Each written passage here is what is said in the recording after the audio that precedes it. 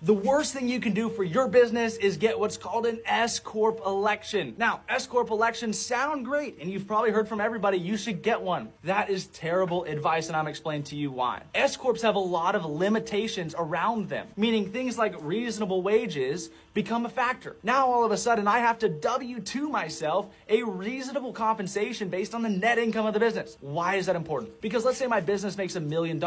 I'm now W-2ing myself with the highest tax liability on $400,000 of that money. Stupidest thing we can do. Instead, what we want to do is we want to drive a small amount of money, maybe $60,000, $70,000 into my personal name. That is taxable. However, the rest of the money needs to go into a dynasty trust. And you're probably thinking, why a dynasty trust? Why not an S Corp? A dynasty trust can't own S Corps, but a dynasty trust has a lot more deductions that your business doesn't have. So sure, you can deduct your F-350, but what you can't deduct are things like insurance policies, things like private placement insurance policies, or various other expenses. And this allows us to shift the money into a dynasty trust, take all of the income and spend it on legitimate deductions and investments, and then turn around and report a zero net income to the IRS on the dynasty trust. This right here is how the ultra wealthy play the game. They don't pay themselves a reasonable wage on all of their money because then they'd be owing millions of dollars. Instead, they pay nothing on the reasonable wage side, and they turn around